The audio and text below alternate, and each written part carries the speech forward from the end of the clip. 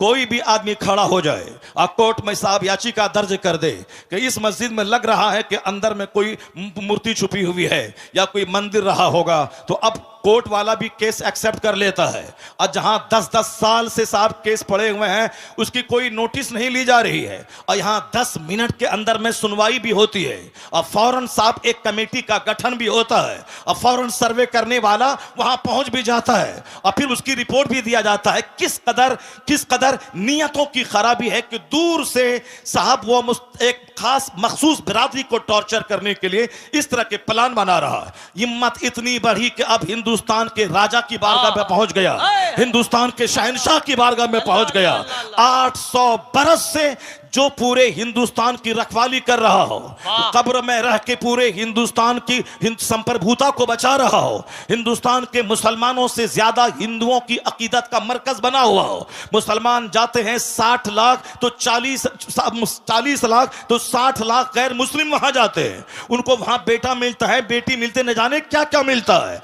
हर जब भी जाएं हर वक्त साहब सिखों, हिंदुओं और दूसरे तमाम मज़ाहिब के मानने वाले को दुनिया ढेर चाहिए, इसलिए वो वहां भीड़ लगाए रहते हैं। मुसलमानों को जन्नत चाहिए इसीलिए मस्जिदों में भीड़ रहती है, और उनको सिर्फ दुनिया गाड़ी चाहिए इसलिए दरगाहों पे वो भीड़ लगा के रहते हैं। 800 साल जो एक मुस्तनद ऑथेंटिक दरगाह है, उस दरगाह के खिलाफ पिटीशन दर्ज होता है, और साहब कोर्ट वाले उसको एक्सेप्ट करके सुनवाई की तारीख तय कर देते हैं। अब तो हम लोग खामोश हैं, खामोश रहेंगे, देखते हैं जो बादशाह के ऊंट को बैठाने वाला अब इनकी शरारत पे कैसे पहरा लगता है। मुझे यकीन हासिल है अब हिंदुस्तान का 40 करोड़ मुसलमान अब गरीब नवाज की करामत देखने के लिए मुंतजिर है कि हिंदुस्तान का राजा अपनी करामत दिखाएगा। और मुझे लग रहा है इनकी शरारत जब बढ़ रही है, इनकी शरारत खूब आगे बढ़ रही है, तो अब जब बंदरों को, गिदड़ों को मौत आती है तो शहर की तरफ रुख करता है।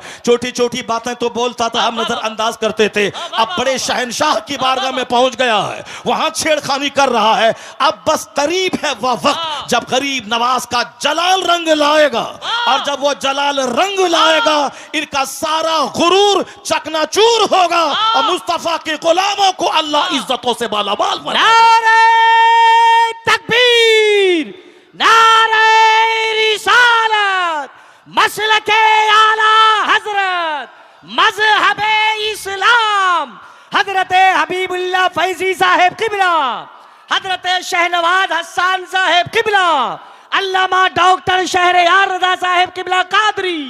वाह वाह वाह, बहुत उम्दा हजरत। जुल्म की इंतहा हो गई, अल्लाह, जुल्म की इंतहा हो गई। हाय हाय हाय, जिस आस्थाने से करोड़ों हिंदू फैज उठाते हैं, जिनकी गरीबी दूर होती है, भीख मांगने के लिए 24 घंटे पड़े रहते हैं, उस मुकद्दस आस्थाने के खिलाफ इन्होंने छेड़छाड़ करने की कोशिश की है।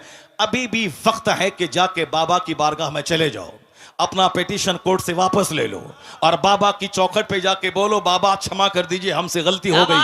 वरना याद रखना, जो अना सागर को एक कूजे में ला सकते हैं, याद रखना, जो बादशाह के ऊंट को बैठा सकते हैं, तो फिर जब वो जलाल में आ गए तो हुकूमत का सत्यानाश हो जाएगा। फिर वही होगा जो सारी दुनिया देखने का मुंतजिर है। नारे तकबीर, नारे रिसालत, ख्वाजा का हिंदुस्तान, फैजाने गरीब नवाज। एक कौम मुस्लिम, आपको कानून हाथ में नहीं लेना है, आपको सड़क पे आकर के बहुत बड़ा प्रोटेस्ट नहीं करना है। यह मामला शहनशाह हिंदुस्तान का मामला है, अब मामला उनकी कोर्ट में पहुंच चुका है। बस हम लोग वही करें जो सरकार दो जहां के दादा अब्दुल मुत्तलिब, जब अबरहा जो हाथियों का फौज लेके खाने काबा को ढाने आ रहा था, अब्दुल मुत्तलिब ने क्या कहा था कि हर शख्स अपने घर की हिफाजत करता है, ए अल्लाह ये तेरा घर है, तू अपने घर की हिफाजत कर। इतना कह के पहाड़ पर चले गए, और फिर वो देखने लगे, देखें रब्बे करीम अपने घर की हिफाजत कैसे करता है। सारी दुनिया जान रही है कि अलम तरा कैफ फअल रब्बुका बिअस्हाबिल फील, क्या उसके साथ सलूक हुआ अबरहा जलील होके मरा, उसके सारे हाथी मरे, एक छोटा सा कंकड़ पत्थर उसके गुरूर को तोड़ के रख दिया, सारे धाराशायी हो गए। हम तो यही देखते हुए आ रहे हैं 1400 साल के अंदर। अल्लाह रब्बुल इज्जत बहुत बेनियाज है, अल्लाह रब्बुल इज्जत बेनियाज है, कोई भी जालिमों का जुल्म उसको थका नहीं सकता। और किसी भी इबादत करने वाली की इबादत की वजह से अल्लाह रब्बुल इज्जत की शान में कोई इजाफा नहीं हो सकता। अल्लाह उस सिफाते कमालिया का जामा है कि जिसके आगे किसी सिफत का कोई तसव्वुर ही नहीं है। अल्लाह रब्बुल इज्जत के पास सारी कुव्वतें, सारी ताकतें मौजूद है। हम इबादत करते हैं, हम उसका बेनिफिट मुझको मिलता है। अगर कोई कुफ्र करता है उसका नुकसान वो उठाता है। अल्लाह सिर्फ देखना चाहता है कि मेरा कौन बंदा है जो इस जमीन को अदल से भरता है और कौन है जो इस जमीन को जुल्म से भरता है। जो ईमान लाएगा, अच्छा काम करेगा, उसे यहां सेहत देंगे, इज्जत देंगे, हुकूमत देंगे, मरने के बाद जन्नत देंगे। जो कुफ्र करेगा, शरारत करेगा, जुल्म करेगा, अत्याचार करेगा, दूसरों को जीने नहीं देगा, सताएगा, समाज को पाप से भर देगा, उसके लिए आग तो वहां है, यहां उसका जीना तंग कर देंगे, यहां उसके घरों को कैद खाना बना देंगे, यहां उसको जलील और रुस्वा कर देंगे। नहीं देखा तुमने आज से 5 साल पहले चाइना के लोग कहते थे कौन सी नमाज है, कैसी नमाज है। जापान के लोग कहते थे कौन सी मस्जिद है, कैसा मदरसा है। हिंदुस्तान के भी चंद सर फिरे कहते थे यह कौन सी मस्जिद, कौन सा मदरसा, अजान बंद कर देंगे, मदरसा बंद कर देंगे। अमेरिका भी कहता था यह कौन सा इस्लाम है, हर तरफ इस्लाम का चर्चा हो रहा है, हर तरफ इस्लाम इस्लाम लोग कर रहे हैं, नहीं पढ़ने देंगे इसे। अब मुसलमान परेशान हाल थे, मुसलमान हाथ उठा के रब्बे करीम की बारगाह में दुआ कर रहे थे। तो हमारे जुलू, हमारा प्रोटेस्ट काम नहीं आया, मगर हमारी वो भीगी पलकों की दुआएं वो काम आई कि जो काम पूरी दुनिया को हिला के रख दिया। अल्लाह रब्बुल इज्जत ने दूसरी फौज को नहीं भेजा, एक छोटा सा कोरोना का कीड़ा भेज दिया। उस कीड़े ने चाइना को तबाह किया, अमेरिका के शहर को, उसको रौनक को मिटा दिया, सारे एयरपोर्ट्स में ताले लगवा दिए, दुनिया के अरबों इंसान को उनके घर को जेल उसके लिए बना दिया गया। यहां तक कि जो मिटाने की बात कर रहा था वह क्वारंटाइन की बात करने लगा, वह सोशल डिस्टेंसिंग की बात करने लगा, वह वैक्सीन की बात करने लगा। मिटाने का सपना देखने वाला उनका शहर उजड़ गया, उनकी फैक्ट्रीज उजड़ गई, करोड़ों लोग मौत की मुंह में चले गए। इसलिए एक कौम मुस्लिम, तेरा रब्बे कदीर बड़ा अजीज है, बड़ा गालिब है, वह कुव्वत का मालिक है, वह तमाम इख्तियारात उसके पास मौजूद है। तुमको सिर्फ करना है मस्जिदों को आबाद करना है, अपनी पेशानियों में सजदों का शौक बसाना है। तू मोमिन बन जा, तू मोहम्मदी बन जा, अल्लाह तुझे इस जमीन का हाकिम बनाएगा, यहां की सल्तनत तुझको देगा। और जो इस्लाम के खिलाफ बोलेगा उसको एक मामूली सा कीड़ा भेजकर उसका सारा गुरूर तोड़ देगा। जैसे अल्लाह ने तोड़ के बता दिया कि बंदे तुम्हारे चाहने से सब कुछ नहीं होता है, वही होता है जो मंजूरे खुदा होता है। अल्लाह ने दुनिया के सारे लोगों की औकात याद दिला दी, लोगों के होश ठिकाने लग गए। अल्लाह वही है जो नमरूद को सल्तनत देना जानता है, और जब सल्तनत का गलत इस्तेमाल करे तो अल्लाह मामूली मच्छर से हिलाक और तबाह बर्बाद करना भी जानता है। अल्लाह फिरौन जैसे जाबिर और जालिम को 400 साल की लंबी छूट देना भी जानता है, और जब वो 400 साल की लंबी छूट से आतंक को और बढ़ा दे तो अल्लाह ताला पानी में डुबा के उसे मार देता है। और जब घिघिया के कहता है कि अब मैं ईमान लाया तो अल्लाह कहता है अल आना वक़द असैत क़ब्लु व कुन्त मिनल मुफ़सिदीन, अभी तू ईमान लाता है, इससे पहले तू फसादी और बागी था।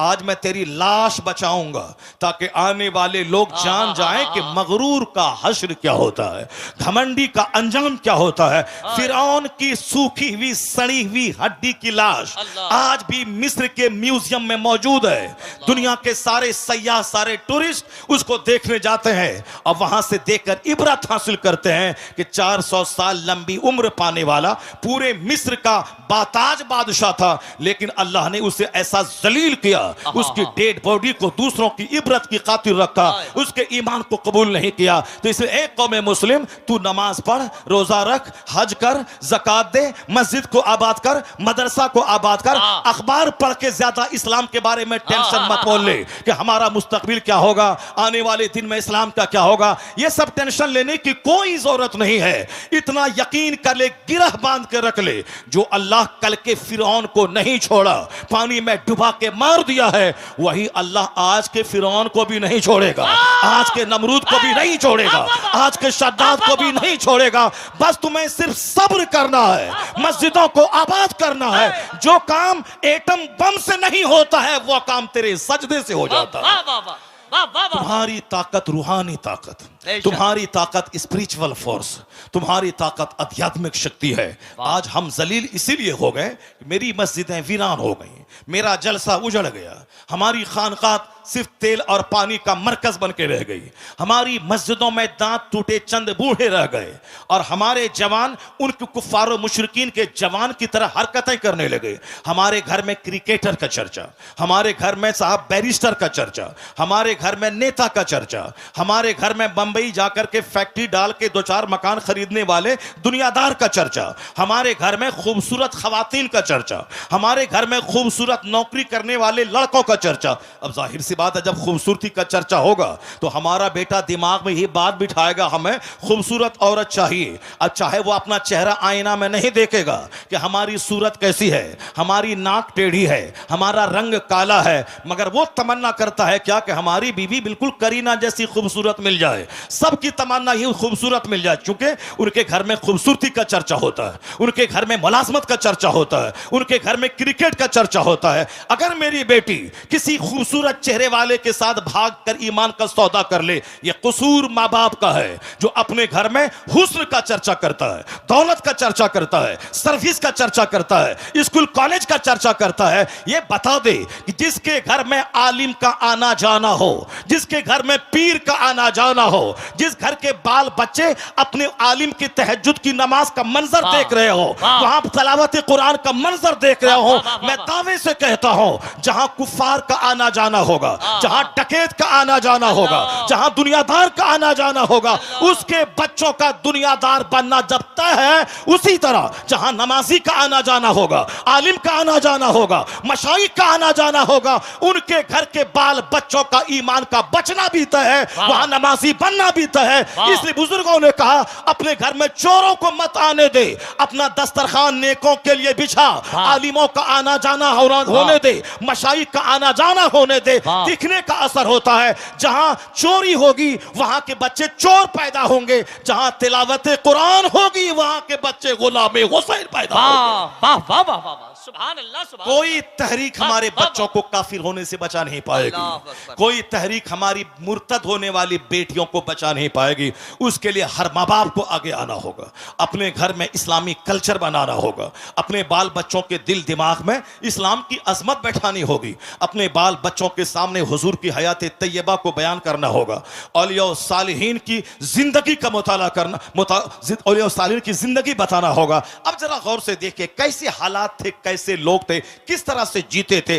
अमीर उस दौर के कैसे थे, गरीब उस अहद के कैसे थे, औरतें उस अहद की कैसी थी, मालदार उस अहद के कैसे थे। इस्लामिक हिस्ट्री का एक चैप्टर मैं खोलता हूं, जरा गौर से उसको सुनिए, उसके बाद फिर मैं आके आपको बताऊंगा कि नेता हमारा कितना झूठ बोलता है। नेता हमें डरा करके हमसे वोट लेता है। वो क्या बोलता है कि अगर तुम हमको वोट नहीं दोगे तो तुम्हारी जिंदगी खतरे में पड़ जाएगी, तुम्हारा मुस्तकबिल खतरे में पड़ जाएगा, इस्लाम खतरे में है। हम आज 50 साल से सुनते हुए आ रहे हैं, इस्लाम इज इन डेंजर, इस्लाम खतरे में है, इस्लाम खतरे में है, इस्लाम खतरे में है। जो मौलाना बोलता है इस्लाम खतरे में है, यकीन जाने कि वो मौलाना सच नहीं, वह झूठ बोल रहा है। जो नेता बोलता है इस्लाम खतरे में है, वह नेता झूठ बोलता है। ये क्यों नहीं बोलता नेता कि हमारी नेतागिरी खतरे में है, हमारी पॉलिटिक्स खतरे में है, हमारा एमपी का पोस्ट खतरे में है, हमारी पार्टी खतरे में है, या बोल मेरी पार्टी खतरे में है। हम जिस तरह से वो अपने लोगों को डराता है हमसे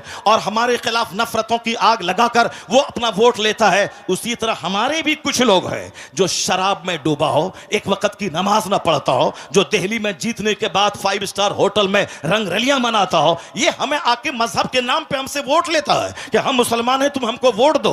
मुसलमान के नाम पे उसको वोट दिया जाएगा जो मुसलमान होगा, कंप्लीट मुसलमान होगा, जो मुस्तफा का होगा, जो कुरान हदीस का होगा, जिसको देखने के बाद लगेगा ये मुसलमान है। सिर्फ एक बिन लेबी लग गया मुसलमान है, अब बाकी सारा काम मुशरिकीन जैसा है, उसको वोट दिया जाएगा। वोट नहीं दोगे तो बोलेगा तुम्हें काट दिया जाएगा, तुम्हें मार दिया जाएगा, इस्लाम खतरे में है, मुसलमान खतरे में है। मैं बताऊंगा कुरान करीम क्या कहता है, मुस्तफा की हदीस क्या कहती है, और ये नेता क्या बोलता है। और झूठ बोलवी अगर बोलता है कि इस्लाम खतरे में है, वह झूठ बोलता है। कुरान करीम साफ लफ्जों में कह दिया है, युरीदून लियुत्फिउ नूरल्लाहि बिअफ़वाहिहिम वल्लाहु मुतिम्मु नूरी।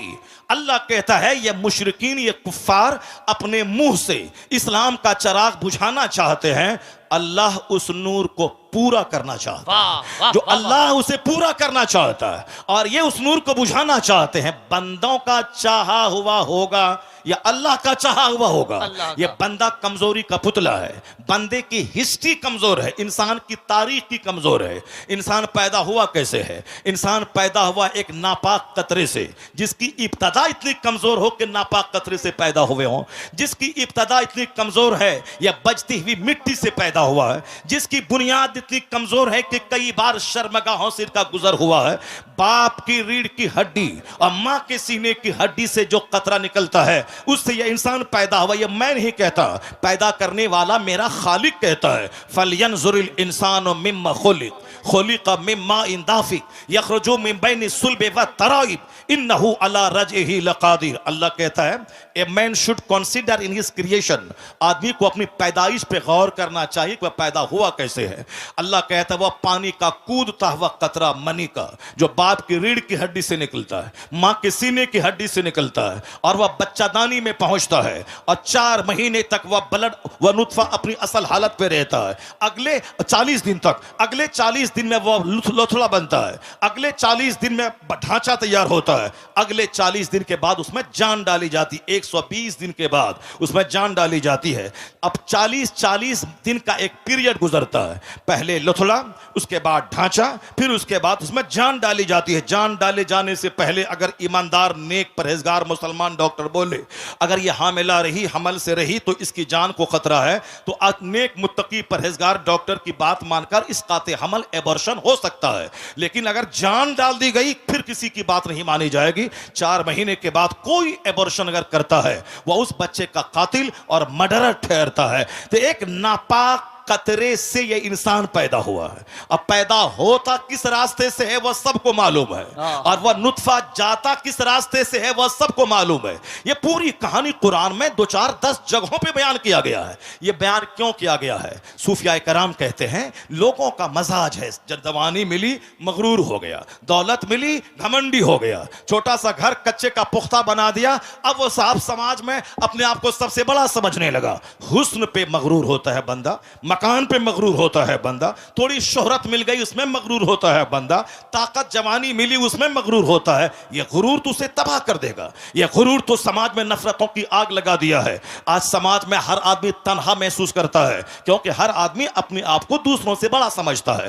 गुरूर की वजह से कोई किसी के घर नहीं जाता है। तो हर आदमी ईद के दिन अपने घर में बिल्कुल भैंस बन के बैठा रहता है, पहल करके नहीं जाता, मुंतजिर रहता है कि वह मेरे घर में आए। अब वह भी मुंतजिर रहता है कि यह मेरे घर में जाए, ना वो आता है ना यह जाता है, दोनों अपनी सेवई खुद खाते हैं और मोहब्बतों से महरूम रहते हैं। मोहब्बत वहां नहीं होती जहां इंतजार किया जाता है, मोहब्बत वहां होती है जहां खुद से पहल की जाती है। बंदा खुद से पहल करे, मुंतजिर ना रहे कि वह सलाम करेगा, बल्कि खुद से सलाम में पहल करे, इंतजार ना करे कि वह मेरे घर में आएगा, पहल करके यह खुद उसके घर में चला जाए। वह सारी कैफियतें जब थी तो गुर्बत में भी राहत का मजा मिलता था, और आज सब मकान बना रहे हैं और सबका दिल उजड़ रहा है, सबका चेहरा उजड़ रहा है, समाज नफरतों की आग में जलता चला जा रहा है। आका ने कहा था ला तदखुलूनल जन्नत हत्ता तुमिनु, जन्नत नहीं जाओगे जब तक कि मोमिन न बन जाओ। वला तुमिनु हत्ता तहाब्बू, मोमिन नहीं बनोगे जब तक कि आपस में एक दूसरे से मोहब्बत न करो।